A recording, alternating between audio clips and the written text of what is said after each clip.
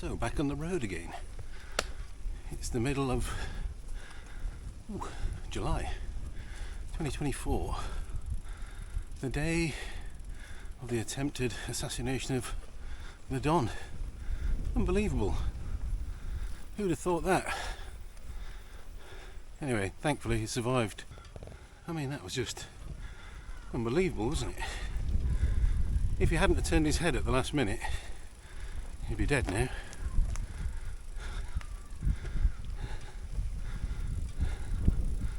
I mean, it's just unfathomable, isn't it? How he got away with it. Just got a nick on the ear. Who's supposed to be looking after him? Secret Service? Is it another setup? Was he stitched up? Was he left undefended? I mean, people saw the guy crawling on the roof with a gun. How could they not see him?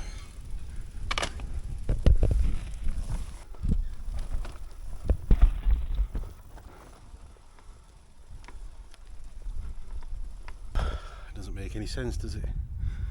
I mean, a guy obviously, even members of the public saw him climbing up the roof. How come the snipers didn't spot him? I just can't believe it. Anyway, as I say, thankfully he survived, and that'll help his prospects in the presidential election, hopefully.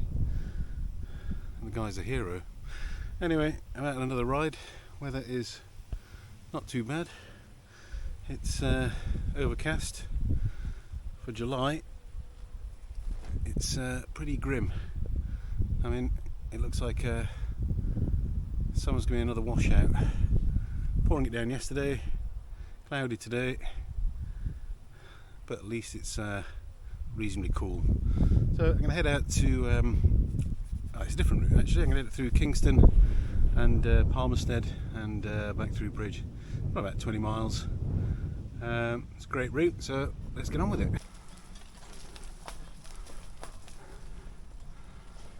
So this is a great cycle path, recently discovered, or rediscovered. You head to Bishop's Bourne, through Bridge, out from Canterbury, and head to Kingston along this little dirt bridleway. Once in Kingston, join the Canterbury Road a little bit, and then you join the Canterbury Road a little bit, and then you're on to some really quiet country lanes that take you up to Marley and Palmstead. Join up with one of my other routes. It just extends it a little bit. So it's an excellent ride. So I made it to the crossroads. Go up there, public highway, gated road, or down there to Barham. It's like a nice route, probably not suitable for the bike, so I've just come up and I've got this hill here which is going to take me up to Palmstead. I went up there a few days ago.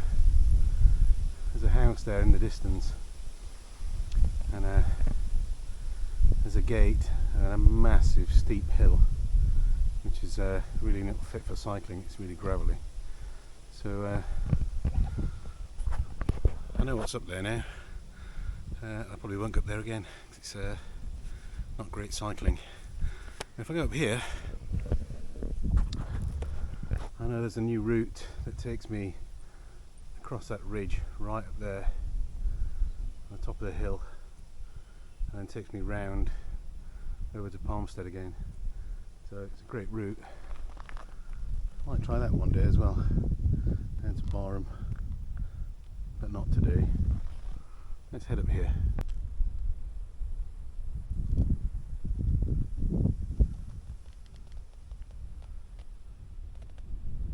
It doesn't get much better than this, does it? What a beautiful area this is. Absolutely car free. Haven't seen a car Actually, I've seen one car the whole time I've been cycling. It's beautiful, completely empty roads. What I've got to do now is head over.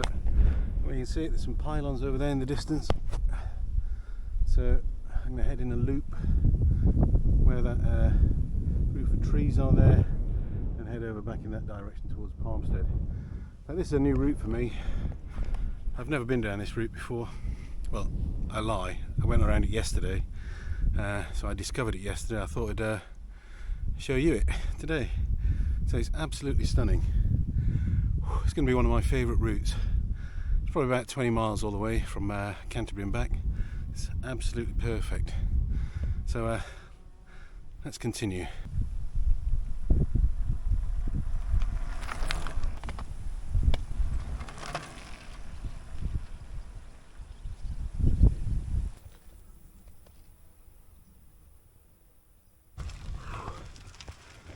I've been reasonably happy the last few weeks. I think I mentioned a few videos ago that I think I had long COVID or something related to COVID anyway. Last year or so, a year ago, nearly a year and a half now, I was having really bad heart palpitations, generally just feeling like crap.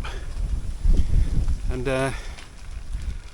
so the heart consultant sent me to hospital, and they put me in one of those long tube things and gave me a MRI stress test.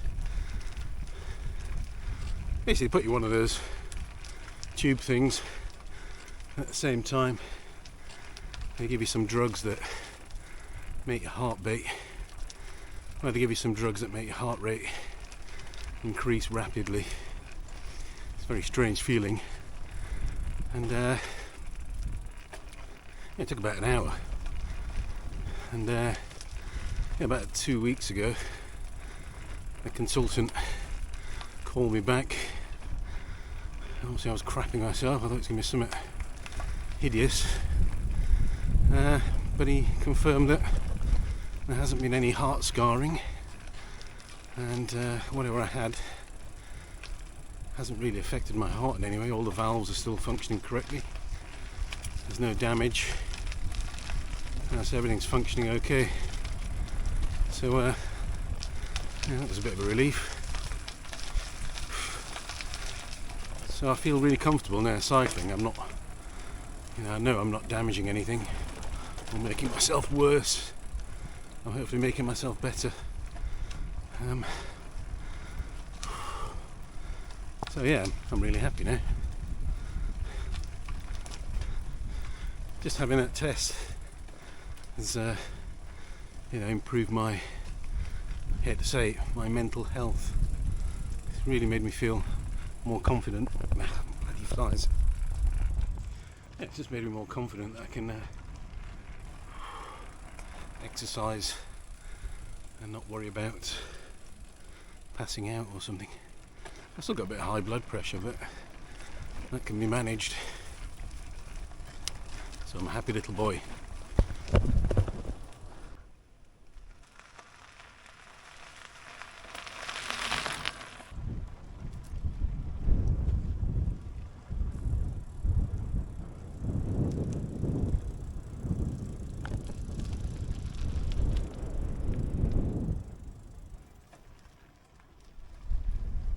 What a beautiful route.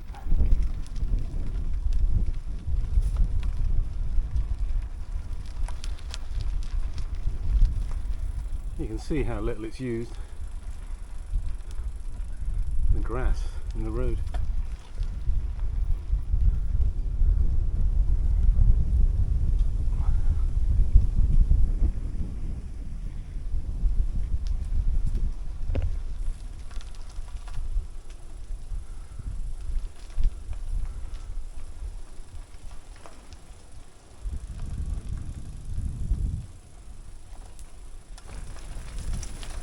I find it really hard cycling and recording,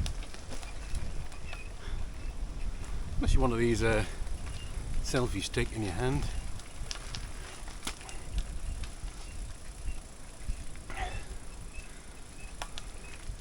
It's just easier if you've got the thing stuck to the handlebars or something. But you only get a basic shot, don't you? Anyway, this is rapidly becoming one of my favourite routes. It really is incredibly quiet and a beautiful route.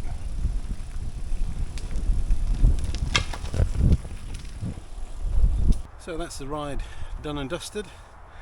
About 20 miles, according to my watch, about 1,000 calories, which gives me the chance of eating a couple of hundred hobnobs when I get in.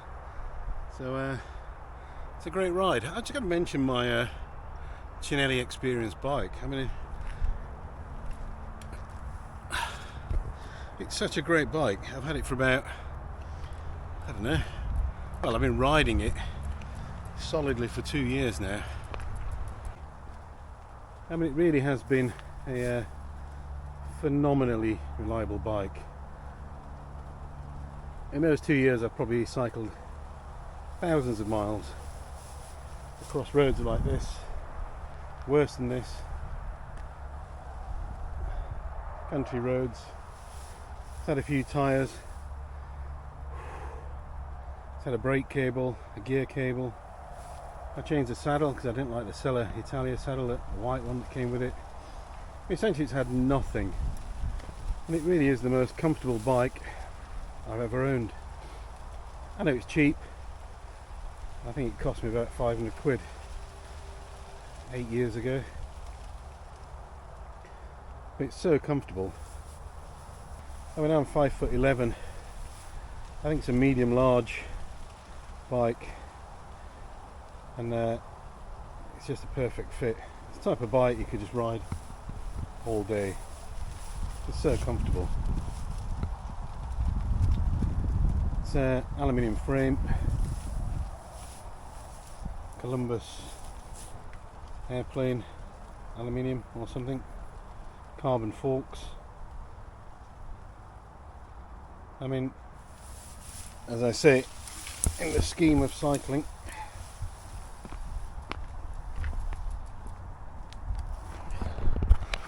or in the world of cycling, it's probably quite low down on the scale of desirable bikes. But to be honest, you don't want the lightest bike, do you? Well, I don't. I want a bike that's rock solid. I want a bike that I can knock around a little bit. And I want a bike that'll help me get fit. Well, the lightest bike, you know, that's not going to help me, is it? Ideally you want the heaviest bike, don't you? When you're starting out. And this is just, it really is the most comfortable bike I'll probably ever own. So I don't think I'll be getting another one anytime soon anyway. So yeah, the Cinelli Experience. I think it's the 2011 version of frame. It's just phenomenal. Rock solid, short wheelbase. So short that my toes actually hit the front wheel sometimes when I'm turning the front wheel. But that makes it a bit twitchy, a bit exciting to ride. It's certainly not a tourer. It's a bike that's definitely made for speed, but it's also incredibly comfortable to ride. Let's say I'm 5'11", 100 kilos, plus or minus. And I wouldn't want another bike. It's just absolutely perfect for me. Incredibly reliable, incredibly comfortable, and one of those bikes you can sit on all day and just ride for miles and miles, which I do. So that's it for today. Been a great ride. 20 miles in the bag. That's probably the third ride I've done, no, the fourth ride I've done this week. So thanks for coming along. I'll see you on the next one.